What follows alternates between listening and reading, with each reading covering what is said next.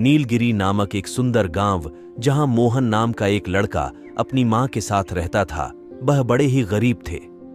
मोहन की माता दूसरों के घरों में साफ सफाई करके गुजारा करती थी।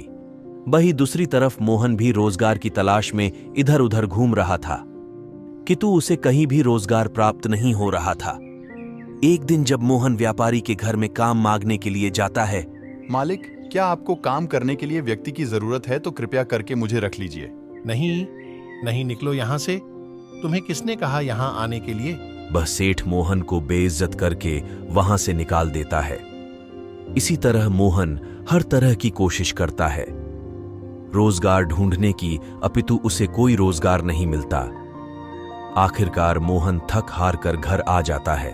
शाम को जब मोहन घर पहुंचता है तो मोहन की मां कहती है, आ गए बेटा, क्या तुम्हें आज कोई काम मिला? नहीं माँ, मुझे आज भी कोई काम नहीं मिला। मैंने बहुत कोशिश की, किंतु हर तरफ से मुझे निकाल दिया गया। कोई बात नहीं बेटा, खाना खाओ और आज आराम करो, कल तुम्हें जरूर काम मिलेगा। एक काम करना, कल शहर में जरा घूम आओ, क्या पता कोई काम वहां मिल जाए। हाँ माँ, तुम ठीक कह रही हो। मैं अभी आराम करता हूँ और कल शहर की तरफ निकलता हूँ। अगले दिन मोहन शहर में जाता है। काफी देर मोहन इधर उधर देखता है, किंतु उसे कोई भी ऐसी जगह नहीं मिलती जहां से काम मिल सके। तभी मोहन देखता है कि आपस में दो व्यक्ति बात कर रहे होते हैं। बात ही बात में पता चलता है कि उनमें से एक व्यक्ति राजा का सबसे बुद्धिमान मंत्री है तथा दूसरा व्यक्ति उसका मित्र। तभी मोहन बड़े ध्यान से उनकी बातों को सुनता है। अरे भाई, देखो बेरोजगारी कितनी हो गई है। हर तरफ बेरोजगार ही दिखाई दे रहे हैं। हाँ भाई, बेरोजगार तो बहुत से लोग दिखाई दे रहे हैं, किंतु यह भी सत्य है कि राजा हर किसी व्यक्ति को रोजगार नहीं दे सकता, और अगर व्यक्ति में काबिलियत है तो वह छोटी सी चीज से भी अपना व्यापार शुरू कर रोजगार प्राप्त कर सकता है तथा औरों को भी रोजगार दे सकता है। हाँ, बात तो सही है, किंतु व्यापार करने के लिए कम से कम एक अच्छी पूंजी होना जरूरी है, तभी व्यक्ति व्यापार कर सकता है। नहीं मित्र, ऐसा जरूरी नहीं है कि एक अच्छी पूंजी ही चाहिए। किसी व्यापार को शुरू करने के लिए व्यक्ति में क्षमता हो तो वह छोटी से छोटी चीज से भी अपने सफर की ओर बढ़ सकता है। तभी पास में मरे हुए चूहे को देख वह मंत्री कहता है, देखो मित्र, यदि व्यक्ति में कुछ करने की काबिलियत है तो वह इस मरे हुए चूहे से भी तरक्की की राह पर चल सकता है। बस बात इतनी है कि वह व्यक्ति बुद्धिमान होना चाहिए। अरे मित्र, कैसी बात कर रहे हो? मरा चूहा कैसे किसी व्यक्ति को रोजगार का साधन प्रदान करवा सकता है? नहीं मित्र, यह मजाक नहीं, सत्य है। यह मरा हुआ चूहा भी व्यक्ति को अवसर प्रदान कर सकता है कुछ बड़ा करने का। इसके बाद वह दोनों व्यक्ति वहां से चले जाते हैं, किंतु मोहन इस बात को सोचकर परेशान होता है कि आखिरी यह मरा हुआ चूहा मुझे कैसे अवसर प्रदान कर सकता है। क्या सच में यह मरा हुआ चूहा मेरे किसी काम का है? अगर इस मंत्री ने ऐसा कहा है तो निश्चित ही इस बात में कोई न कोई सच्चाई अवश्य होगी। इसके बाद मोहन उस मरे हुए चूहे को अपने साथ ले जाता है और मन में यही सोच रहा होता है कि कैसे यह चूहा मेरी मदद कर सकता है। तभी वह एक घर के पास पहुंचता है जहां एक औरत अपने पति के साथ बाहर खड़ी होती है। क्या हुआ भाई, इतने परेशान क्यों हो? अरे भाई, घर में एक बिल्ली घुस गई है। वह वापस जाने का नाम नहीं ले रही है। समझ नहीं आ रहा है कि इसको घर से बाहर कैसे निकाला जाए। तभी मोहन के दिमाग में एक उपाय आता है। भाई, मेरे पास एक तरकीब है जिससे वह बिल्ली बाहर निकल सकती है। क्या उपाय है भाई? तुम्हारे पास मैं हर उपाय करने के लिए तैयार हूँ, तुम कहो। मेरे पास यह चूहा है।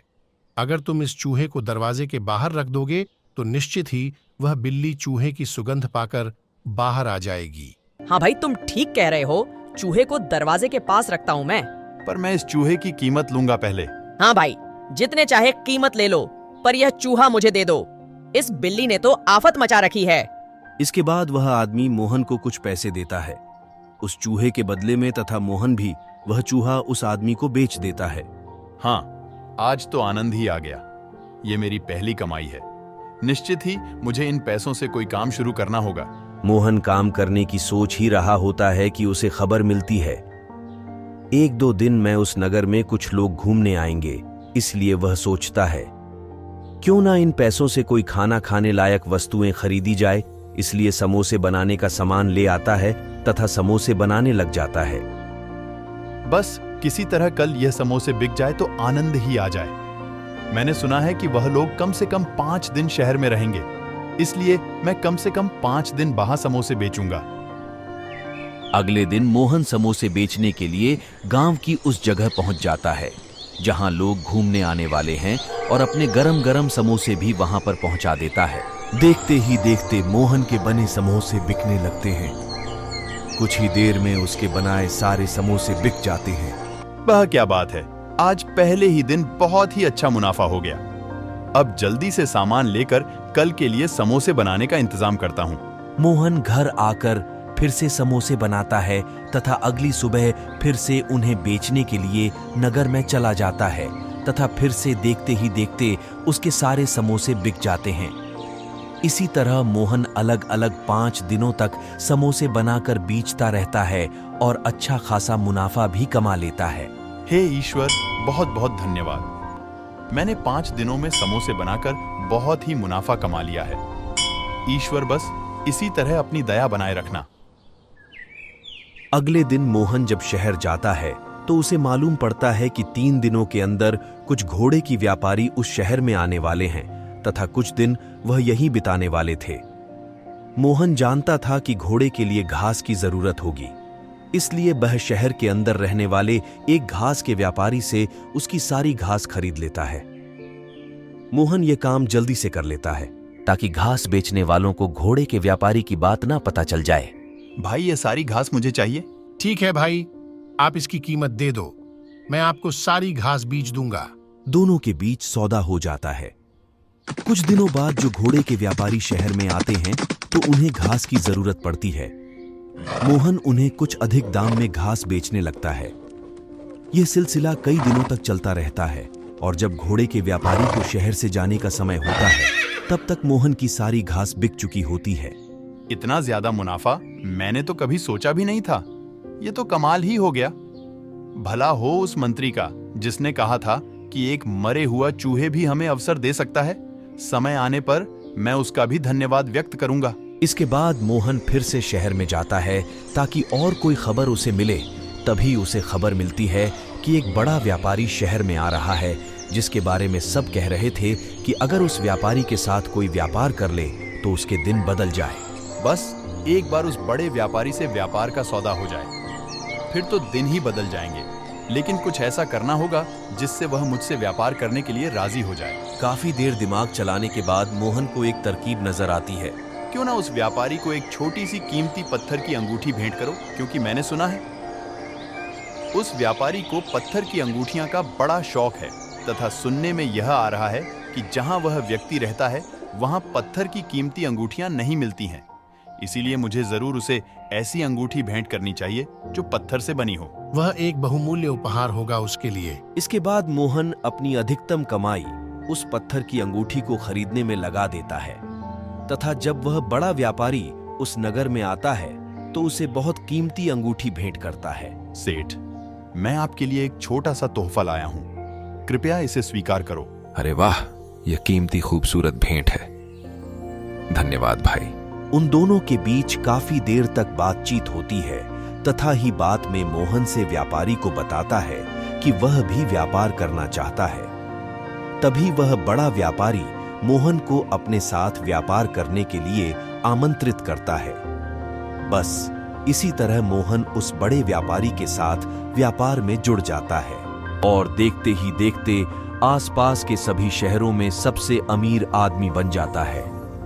अब सोचता है कि क्यों ना उस मंत्री का भी धन्यवाद व्यक्त किया जाए, इसलिए वह उस मंत्री के पास पहुंच जाता है धन्यवाद व्यक्त करने के लिए।